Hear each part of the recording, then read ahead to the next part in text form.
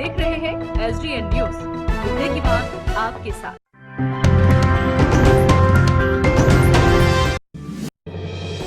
सियासी मैदान में भाषाई जंग के बाद अब हाथापाई तक उतर आए हैं नेता। आरोप है कि AIMIM के कार्यकर्ताओं के साथ जदयू प्रत्याशी ने मारपीट की है। मामला पूर्णिया के अमौर विधानसभा क्षेत्र का है, जहां बड़ा ईदगाह में प्रचार प्रसार के दौरान AIMIM कार्यकर्ता के साथ जदयू प्रत्याशी सबा जफर ने मारपीट किया है। घटना के संबंध में AIMIM प्रत्याशी अख्तरुल ने प्रेस वार्ता कर जानकारी दी है। घटना के संबंध में बताया जा रहा है कि बीती शाम AIMIM के कार्यकर्ता बड़ा ईदगाह स्थित ताहिर चौक के करीब गाड़ियों से जा रहे थे। उधर से जदयू प्रत्याशी सबा जफर की गाड़ी भी आ रही थी। प्रत्याशी के ड्राइवर ने कार्यकर्ताओं की गाड़ी के ड्राइवर से प्रचार के साउंड को बंद करने को कहा और यही से बात आगे बढ़ गई।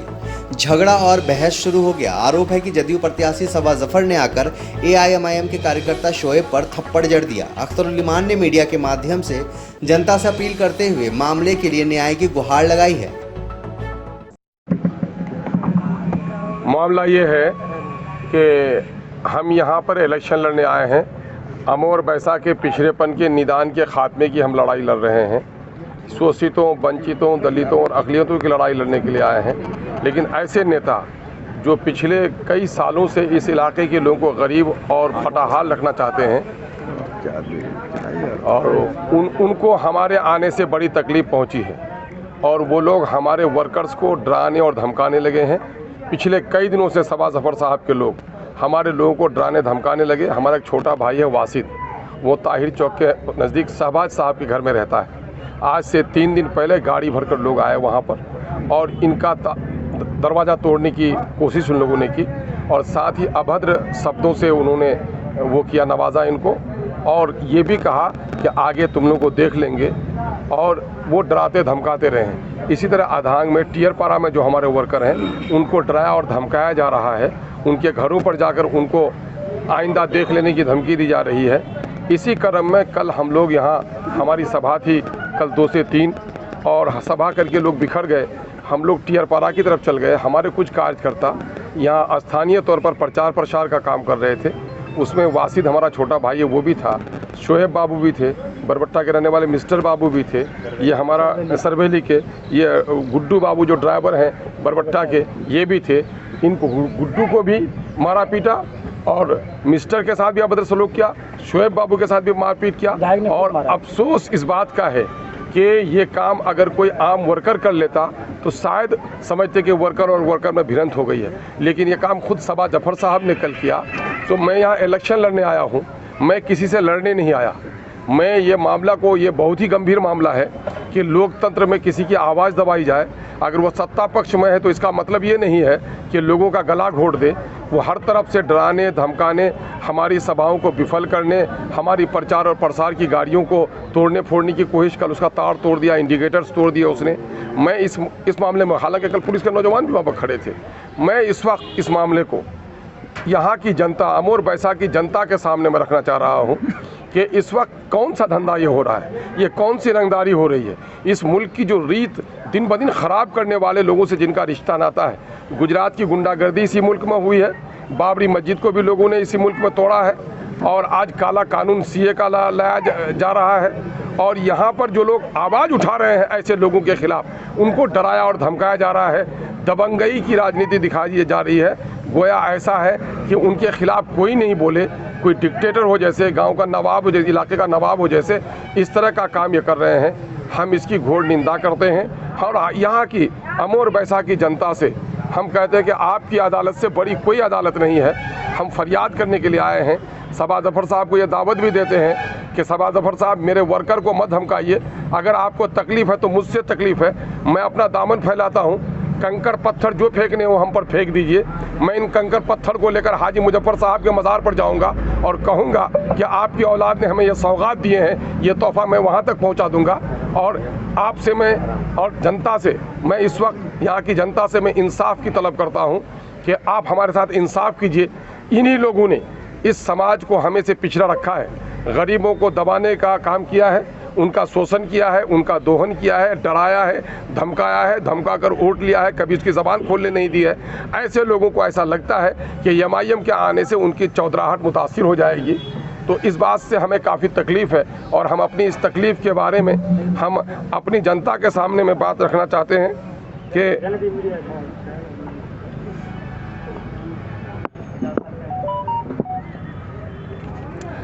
हम अपनी जनता के सामने में रख रहे हैं और लोकतंत्र में इलेक्शन ही समाज को सही दिशा दशा दिखाती है और जनता की भावनाओं के मुताबिक सरकार बन रही है। लेकिन हम ये देख रहे हैं कि प्रशासनिक तौर पर भी जहाँ फेयर इलेक्शन करने का दावा किया जा रहा है वो फेयरनेस हम लोगों को नज़र नहीं आ रहा है। हमारे बहुत सारे प्रोग्राम भी अभी कैंसिल कराए गए हैं, बिला वजह कैंसिल कराए गए हैं। उसको किसी किस्म की सफाई देने का या उसमें शुद्धि करने का कोई मौका नहीं दिया गया है। हम प्रशासन के लोगों से भी गुजारिश करते हैं कि आप हमारे साथ न्याय कीजिए। देश का संविधान जो कहता है और इलेक्शन कमीशन के जो रूल्स कहते हैं कि हमें अपनी बात रखने का, अपनी सभा करने का हमें मौका देना चाहिए। और हम ये कहेंगे कि विधि व्यवस्था, ये लॉ एंड ऑर्डर, ये मसला प्रशासन का है, ये किसी कैंडिडेट का नहीं है। और हमें प्रोग्राम करने से कहीं आप रोक नहीं सकते, इसलिए हमें प्रोग्राम करने की इजाज़त भी देनी चाहिए। तो हम तो सबसे पहली बात ये कहेंगे कि जो अभद्र व्यवहार कल माननीय पूर्व विधायक जनाब सबा जफ़र साहब ने किया है और अपने घर में किया है, सबा जफ़र साहब को मैं पैगाम देना चाहता हूं कि सबा जफ़र साहब मेरे विरोध आइए, मेरे घर पर आइए, मैं आपके लिए सामियाना लटकाकर मिंबर और मेहराब बना दूंगा, आपके कदमों पर फूल बिछा दूंगा। अगर आपको बात करनी आती है तो आइए, मेरे घर पर आकर विरोध कीजिए। इसका मतलब ये है कि मैं यहाँ इलेक्शन लड़ने आया हूँ तो आप हमारे वर्करों को डराएंगे, धमकाएंगे, तो हम इससे बाज आने वाले नहीं हैं। और हम यहाँ की जनता से, आधांग के लोगों से, टियरपरा के लोगों से, बराईदगाह के लोगों से, रसेली के लोगों से, बरबट्टा के लोगों से, हम इन आमगाछी के लोगों से और इस क्षेत्र के जो लोग हैं जिन लोगों ने बिरादरीवाद की लड़ाई पिछले दिनों में, इस क्षेत्र के विनाश का कारण यही हुआ कि सुरजापुरी और कुलिया की बिरादरी की लड़ाई इन लोगों ने। आज जब बिरादरी की लड़ाई नहीं चल रही है तो अगड़ी और बाहड़ी की बात करते हैं।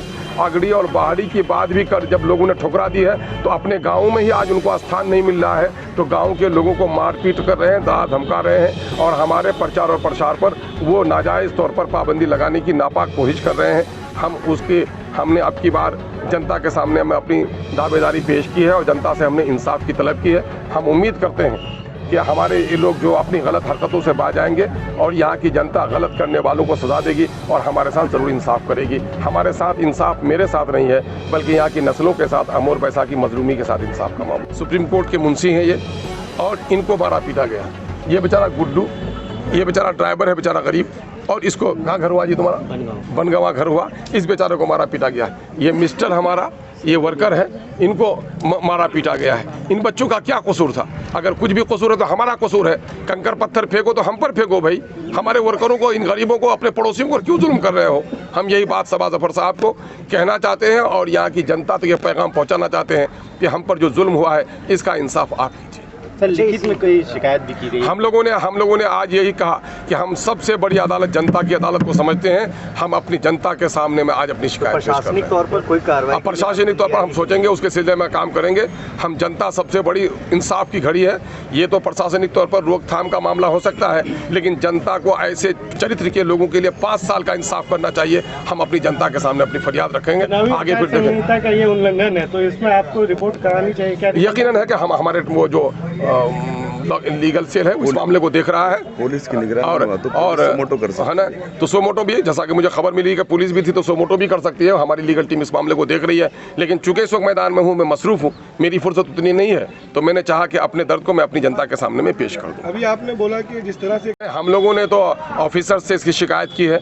अगर हमारे प्रोग्राम इस तरह निरस्त किए जाएँ तो फिर हम लोग इलेक्शन, हम लोग को अपने ये प्रचार प्रसार को छोड़कर धरने पे बैठना पड़ेगा। क्या वजह बताई गई है? बगैर किसी वजह के हमारे 18 प्रोग्राम कैंसिल किए गए हैं। ये कोई अच्छा, इस 18 प्रोग्राम में कोई बड़े प्रोग्राम के मुख्य चुनाव आयोग तक आप पे कंप्लेंट गया कि हमारे प्रोग्राम को रद्द कराया जा रहा है? हमारा एजेंट सारे मामले को देख रहा है कि हमारे प्रोग्राम क्यों नहीं हो पा रहे हैं। आज शाम को हम इसकी समीक्षा करेंगे। ऐसा क्या कारण हो सकता है? ऐसा कुछ कारण नहीं, हमको लगता है कि कहीं न कहीं से हमारे साथ लोग डिस्क्रिमिनेशन कर रहे हैं। 18 प्रोग्राम जो आपने बताया, तो इसमें से कोई एक ऐसा है कि बड़ा प्रोग्राम हो? अब भाई प्रोग्राम तो आज के दिन में सभी प्रोग्राम हमारे हो रहे हैं। परमिशन नहीं दे रहे हैं, कैंसिल क्या? परमिशन नहीं दे रहे हैं। हमारा परमिशन के लिए जो कागज दिया जा रहा है उसी को कैंसिल किया जा रहा है। इनमें से कोई ओवैसी जी की भी कोई रैली थी जिसका परमिशन नहीं दिया गया है? आधार कुछ भी नहीं। हमको परमिशन के लिए कह रहे हैं जैसे कि पटना जगह जाइए। में हमने पार्लियामेंट का इलेक्शन लड़ा है और जो वीडियो वाली गाड़ी चलती है उसका परमिशन लोकल एडमिनिस्ट्रेशन ने दिया है और अभी हमको उसके लिए पटना भेजा जा रहा है। तो कई चीज़ें हैं हम लोग अच्छा ये बताइए, ये जो 18 कार्यक्रम हुए हैं, वो लिस्ट है बाबू, 18 कार्यक्रम। ओवैसी जी का भी कार्यक्रम था इसमें। है वो दे देगा। अतुल जी, इस 18 कार्यक्रम में क्या ओवैसी का कार्यक्रम भी कोई था? अभी नहीं, उसमें उनका कार्यक्रम नहीं था। अच्छा, आने वाले तारीख में ओवैसी जी के कार्यक्रम भी होने? हाँ होने, कई प्रोग्राम, कोई काम नहीं, उनके प्रोग्राम भी कैंसिल नहीं हुए, उनका परेशान के लिए भी हम लोग अभी कागज आके बढ़ा रहे हैं। अच्छा, इस कैंसिल होने के पीछे आपको क्या लग रहा है? हमको तो लग रहा है कि हमारे साथ कहीं ना कहीं डिस्क्रिमिनेशन किया जा रहा है। ये कौन लोग होंगे ऐसा? जाहिर है कि जिनको परमिशन देना है उन्हीं का है मामला। क्या घटना हुई? समझ में नहीं आ रहा है। कल हम लोग सर की प्रोग्राम को झवाड़ी में छोड़ करके वापस लौट रहे थे, क्योंकि हमको क्षेत्र में काम करना था, ठीक है। तो इनको तियरपाड़ा जाना था, तो मैं वासित की गाड़ी में बैठ करके मैंने कहा मुझे बड़ा ईदगाह ड्रॉप कर दो, मुझे अपने इलाके में काम करना है, आप कहीं और चले जाना। हम लोग जैसे ताहिर चौक से दाएँ घूमे तो यहाँ मास्टर शकूर साहब के दरवाजे के पास आए तो देखे साइड में सवा जफर की गाड़ी आ रही है, तो हमने साइड में लगा करके गाड़ी, हमारे ड्राइवर ने रोक दिया तो उसका ड्राइवर अपनी ड्राइवर साइड काट करके हमारी गाड़ी में सुटाया, इसको कहा माँ की गाली दे करके कि गाड़ी का बाजा बंद करो। तो ये बोला है जी गाली काहे बोलते हो, क्योंकि डिक्की में था वो स्पीकर, तो ये तो बंद नहीं कर सकता है। तब तक वो गाली का वक्त सवा जफर का ड्राइवर ने गुड्डू को जब गाली दिया तो गुड्डू ने उसको कहा कि भाई गाली क्यों बोलते हो, तब तक वो थप्पड़ मार दिया उसको। कौन? सवा जफर का ड्राइवर, पतला सा है, उसको पहली बार हम कल देखे उसको गाड़ी में। सवा जफर जी गाड़ी में मौजूद थे, मैं बता रहा हूँ आपको पूरी बात। क्या सवा जफर साहब? उसके बाद से क्या हुआ कि हमारे लड़कों ने थोड़ा सा चिल्ला करके मारा, क्यों दरवाजा खोल करके बाहर आ गए। लेफ्ट साइड से सवा जफर निकले गाड़ी से, बड़ा ईदगाह के भी कुछ लोग थे, मैं नाम नहीं लेना चाहूँगा उनका, उनके साथ में थे, ठीक है। सवा जफर घूम के आया, मैंने उनको इतना कहा कि चाचा आप गाड़ी में बैठ जाइए, ठीक है, आपके ड्राइवर की गलती है, आप गाड़ी में बैठिए, हल्ला हंगामा है, आपको चोट लग जाएगा, इतना उनको मैंने कहा। 2 थप्पड़ उसने मेरे मुंह पे मारा। उसके बाद ये लड़का मिस्टर गया, इसकी टोपी छीन करके नीचे फेंक करके लात लेकर के रगड़ के उसको लात मार करके उधर गढ़ा है मास्टर शकूर साहब के उस तरफ में मिट्टी उट्टी भरा हुआ है, वहाँ फेंक दिया। इसको 2 थप्पड़ मार करके इसका दोनों हाथ पीछे मोड़ करके इसको मुक्का से मारा, ठीक है। क्या आपको गाड़ी में रखा हुआ सामान? गाड़ी में कागज था, पंपलेट था, परमिशन वाली गाड़ी है, आगे झंडा था, सवा जफर का बेटा छोटा था, उसके बाद उनका भतीजा, ठीक है, वो निकला गाड़ी से, गाड़ी का माइक वाइक तोड़ दिया, वो अभी भी तार आपको दिखेगा। और जो ड्राइवर साइड का इंडिकेटर होता है उसको उन लोगों ने पत्थर लेकर के मार के तोड़ दिया वहीं पे। उसके बाद की घटना है ये 5:45 बजे की शाम? हाँ, 5:45 बजे की घटना है। किस जगह की? मास्टर शकूर साहब का दरवाजा यहाँ बहुत फेमस है, हाजी साहब। ताहिर चौक से जब आप निकलते हैं ना, SBI और ताहिर चौक के बीच में वो जगह पड़ता है। लोग थे सवा जफर के साथ उस टाइम जमा होते होते लगभग 25 लोग जमा हो गए। एक बुलेट वाली गाड़ी थी सरवेली का, ठीक है, उस पर भी 3-2 लोग जमा हुए हैं जी। ये वहीं के थे या फिर बाहर से कहीं से आए? नहीं, ये सारे लोग अगल बगल के ही हैं, क्योंकि यहाँ पे सब लोकल है, कोई बाहर का नहीं, ना मैं बाहर का हूँ, ना सवा जफर बाहर का है, ना और कोई बाहर का। विरोध नहीं किया जब आपको उन्होंने थप्पड़ जड़ा? हमने सिर्फ समझाने की कोशिश किया कि लड़ाई झगड़ा मत कीजिए, आप अपना काम कीजिए, हम अपना करेंगे।